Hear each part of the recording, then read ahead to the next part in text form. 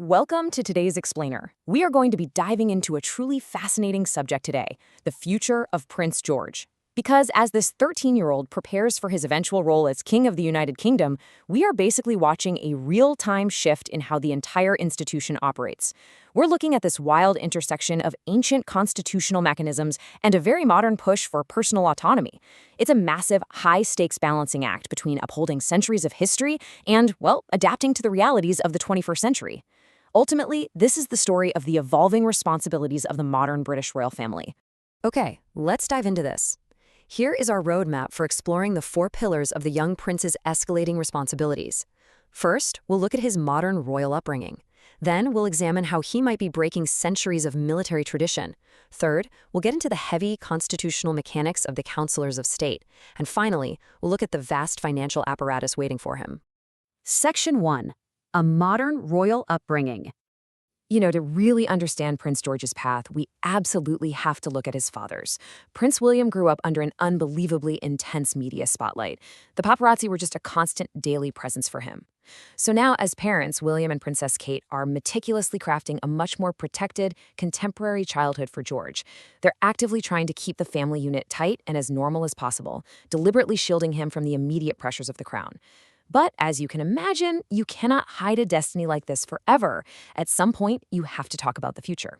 And in this story, 7 is a highly significant age. According to royal biographers, it was around his 7th birthday, back in the summer of 2020, that George's parents gently sat him down.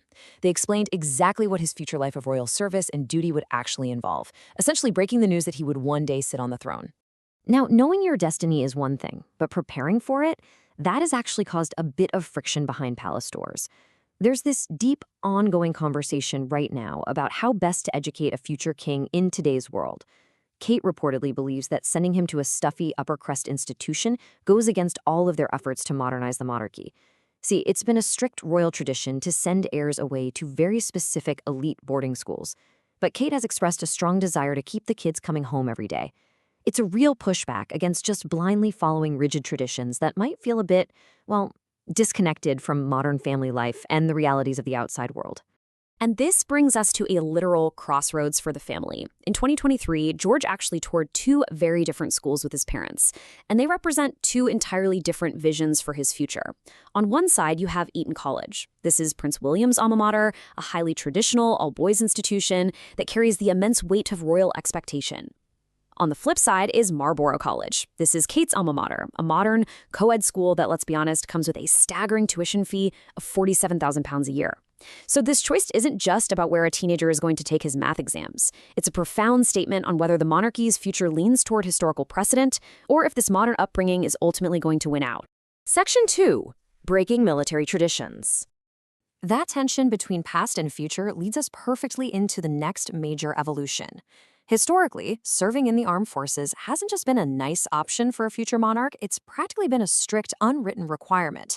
When you look back through recent history, there is an unbroken, multi-generational chain of military service. Starting in 1945, we had Queen Elizabeth II serving in the Auxiliary Territorial Service during World War II. Fast forward to the 70s, King Charles III served in both the Navy and the RAF. In the 2000s, Prince William spent 7 years training and serving in the RAF Search and Rescue Force. And in the 2010s, Prince Harry served 2 tours on the front lines in Afghanistan. So it is deeply, deeply ingrained in the royal DNA to wear the uniform. Which begs the question, will Prince George be the first to break this long-standing military chain? Well, according to the sources, yes. He is actually poised to skip traditional military service. He won't be strictly required to serve in the armed forces before becoming king. Prince William is apparently determined to give his son a significant degree of autonomy. If George has a specific passion, he'll be fully encouraged to pursue it rather than being forced right into a military mold. Royal insiders even point out that theoretically, there is nothing stopping George from pursuing a career as an astronaut if he really wants to before taking the throne. That is a massive, unprecedented modernization of royal expectations. Section 3. The Counsellors of State. Okay, let's shift gears from his personal upbringing to the heavy constitutional mechanics he is absolutely destined to inherit. Because while he might be able to skip the military, there are some constitutional duties he simply cannot avoid. You might have heard the term Counsellor of State in the news lately. A Counsellor of State is a senior royal delegated by letters patent to perform the monarch's official duties. Think of them as high-level constitutional understudies.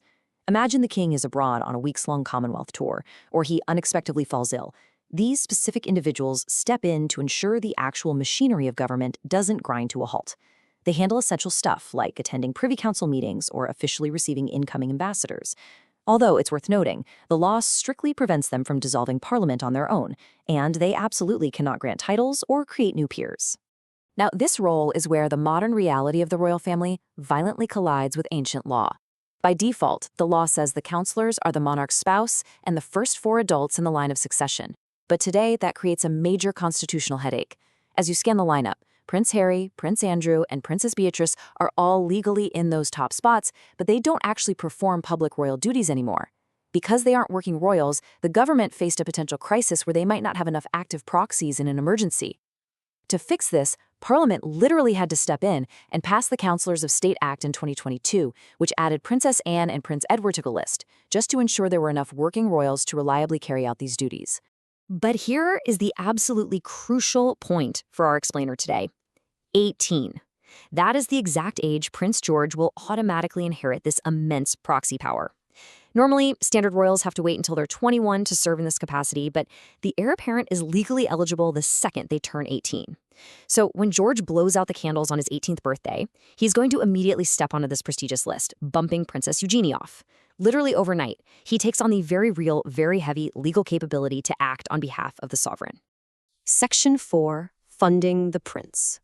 So how exactly does a future king make a living while he's waiting for the throne? Beyond the constitutional duties, there is a vast, centuries-old financial apparatus waiting in the wings for him, and it's called the Duchy of Cornwall. Established way, way back in 1337 by royal charter, this is a private landed estate specifically designed to provide an income for the heir to the throne, the Prince of Wales. When Prince William eventually becomes king, Prince George will automatically become the 26th Duke of Cornwall. He'll inherit the incredible responsibilities and the substantial revenues of this massive operation, which exists to fund all of his public, charitable, and private activities. Now, what's really interesting here is that despite being called the Duchy of Cornwall, only about 13% of its land, roughly 18,500 acres, is actually located in Cornwall. The vast majority of the estate, a full 87%, is spread far and wide across the rest of the UK.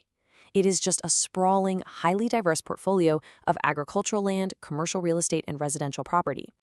But George can't just treat this estate like a giant personal piggy bank. The duchy is governed by incredibly strict, ancient rules designed to protect it from being squandered. For example, the Duke cannot sell capital assets for personal profit.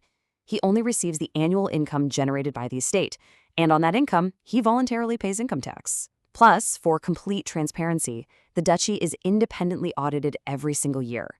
And here's a really fascinating guardrail. To make sure the estate's long-term value is safe for future generations, the UK Treasury actually has to officially approve any property sales over £500,000. And of course, because this is the British monarchy, there are some truly obscure, ancient legal quirks attached to the duchy that George is going to have to manage. Take the concepts of bona vacantia and a sheet. If someone living in Cornwall happens to pass away without a will or any surviving relatives, or if a company goes bankrupt and abandons freehold land there, ancient feudal law dictates that this ownerless property reverts directly to the Duke of Cornwall. It's a bizarre historical windfall, but it provides a brilliant example of modernizing the ancient. The Duke does not personally profit from this today. After covering legal fees, all surplus funds from these unexpected windfalls are donated directly to charity. So we've seen how Prince George's path is dramatically diverging from those who came before him. He's got a highly protected, modern upbringing, contemporary education choices, and this unprecedented freedom to chart his own course, even skipping traditional military service. Yet, all the while, he's waiting to inherit ancient constitutional proxy powers and manage massive 14th century estates. So the question we have to leave you with today is this: can a modernized monarchy, one that actively steps away from the military and traditional schooling, actually still uphold the ancient weight and profound authority of the crown? Will these modernizations ultimately strengthen his eventual reign, adapting the institution for a new era? Or will they challenge the very historical traditions that give the monarchy its enduring power? It is going to be a fascinating evolution to watch. Thank you so much for joining me for this explainer, and I encourage you to keep questioning how history adapts to the future.